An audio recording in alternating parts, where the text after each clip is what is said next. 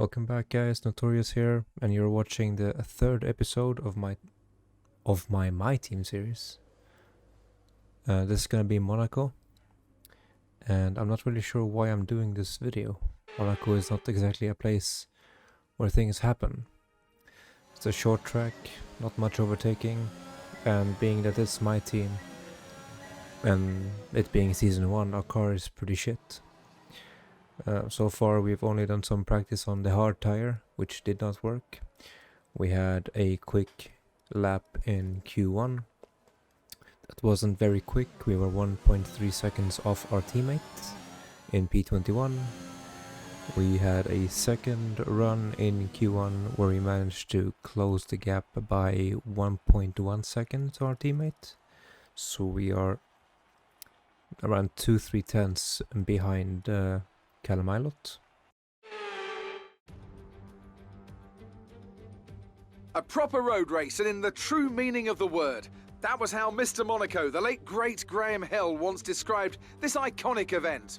The cars we drive have come a long way in the intervening half-century, but still we race on those same public roads beside the Mediterranean Sea. There's no victory more coveted than that of the Monaco Grand Prix. We're on the French Riviera once more this weekend at the 2-mile-long Circuit de Monaco. The cars will climb around 40 metres up the hill, past the casino, and then descend downwards towards the harbour through Sector 2. It's a very short run from pole position to the first of the 19 corners at Saint-Devote. And don't expect to see much overtaking here today. And as always, a man with plenty of racing experience joins me in the commentary box. Today it's Anthony Davidson. Tell me, Ant, you're no stranger to surviving the melee of Turn 1, so how do you keep out of trouble when there's so much going on around you? There are three main things to worry about there, Crofty: positioning, awareness and discipline. First, you have to put your car in a bit of space and make sure you have room to react to what the others are doing.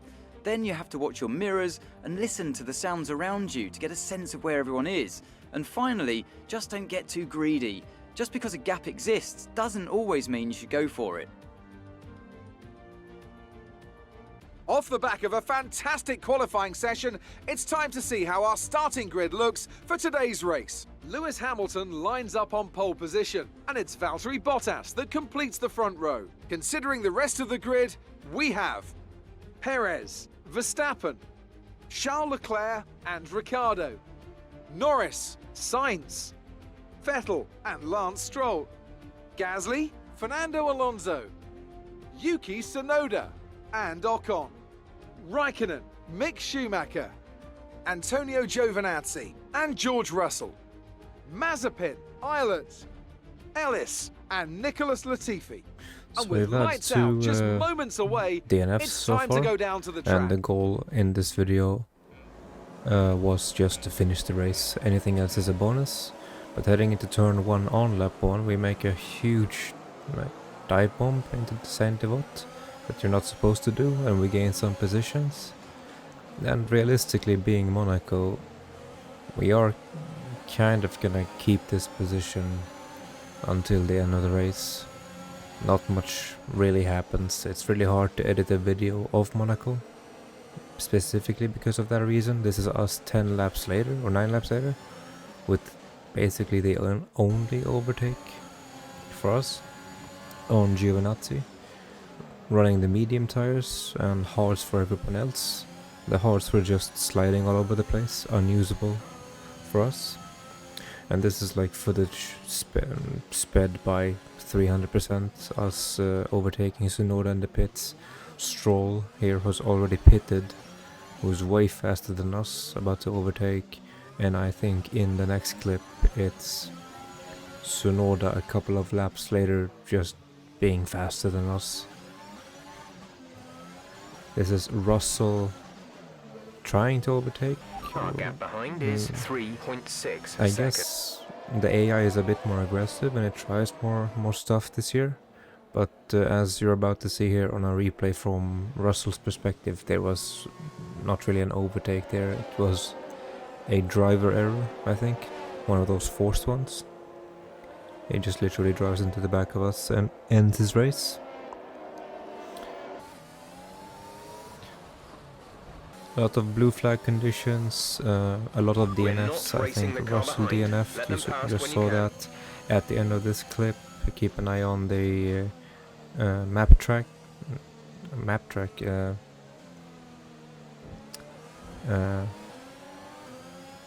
It is track map, I don't know, but sector, yellow sector there, Lewis retires, later on Kimi retires, and this is just clips of us making our car as wide as possible while simultaneously letting down or letting faster cars ahead under blue flag conditions. This is literally just what happens in Monaco. I'm not really sure why F1 keeps racing there. The cars are too big. It's really hard to overtake. You either overtake on the chicane in sector 3 or you make a dive bomb into turn 1. That's literally it.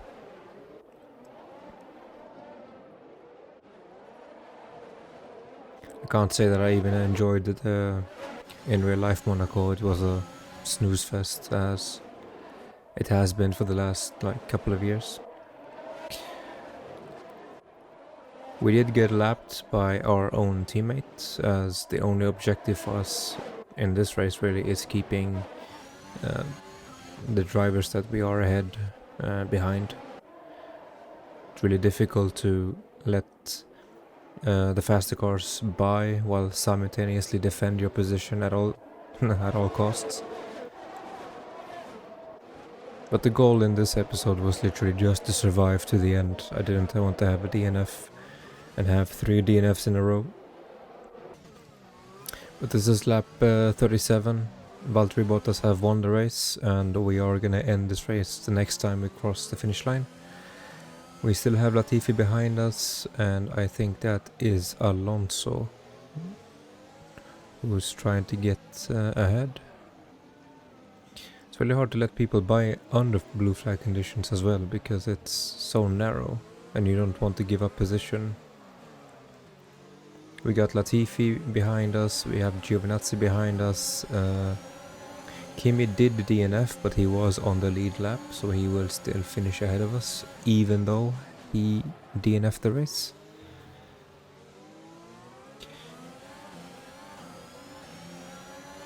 And I think even on this lap here I lose my front wing in a crash, but since the race was gonna finish either way, and they couldn't really overtake because the finish line is in the middle before or slightly after the DRS section, and we are actually gonna finish the race, and I can say that I'm pretty happy with that, even though the result is pretty shit. Pick up rubber and bring it home. Just not DNFing was the goal here, and we achieved that goal.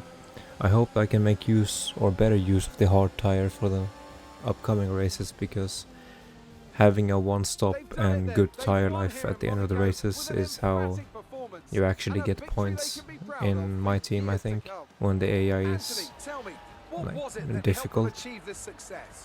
Well, I honestly feel it was down to the driver and car today. I mean, we can talk Not really sure how I feel about the editing of the previous videos. Sweet spot of having both an excellent driver and an incredible car, that's when you see results like those we witnessed today. I feel like I'm putting in quite a lot of effort into them, but Mercedes are on top form once again after I can do better, race but I'm not really sure what can be changed, if these need to be shorter videos, if they need to be more action-packed, or yeah, I'm not really sure. I'm still trying to figure out this YouTube thing. I do post some TikToks that I take out of my races and make them into funny memes. You can find the links in the description for my socials.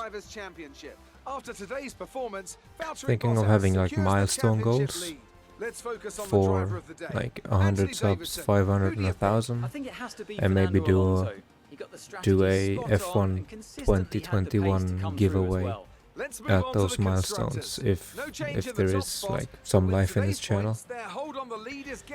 But we finished the race ahead of Latifi, Giovinazzi, Hamilton and Russell. I think even in this race we pick up a rival, I think, and we picked Mazepin, I think. So that we have, There it goes. I mean, all of this is really sped up. He gains 4 to 2 in us on his rivalry. I'm pretty happy with Callum Milot so far, but the only thing I have is in practice he doesn't really bring in the resource points. Like most of the times it's just me and he brings in 0. We are gonna, I think, take the team acclaim here and lose the cash because we have millions, and I think that 1,000 acclaims pushed us toward level 5 and we could actually afford a sponsor. And we are gonna take, I think it was Vainetto, after having a look through all of them. And Zainetto is literally just answer 2 questions on a race weekend and you get like 112k payout per week, and when you answer it you get 144k. So it's pretty easy money. We're gonna use that money, I think, in the next episode to upgrade our facility resource points generation. We did a race here under, like with a different livery, like McLaren Golf style. But the replay didn't show that, unfortunately. Only the live footage. Got some upgrades for our powertrain. And yeah, overall I'm not really happy with this episode. I think it could be better, but it's really difficult to make Monaco interesting. Yeah, I think overall it's probably gonna be the worst video that I release this year. Yeah, hands down. If I manage to outdo this one on the terrible Spectrum, I'd be surprised. Thanks for stepping in and helping handle that. But yeah, let me know if you'd be interested in a giveaway for this game. I'm not 100% on if this is a dead channel or if there is even a point in trying to revive it. Like, the algorithm is pretty weird. Even if I title it some way, it's not really showing up in the search feed.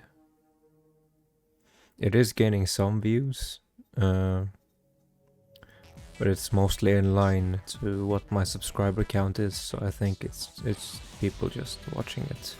But anyways, I'll see you guys in Baku. Let me know in the comments below. See ya. Peace.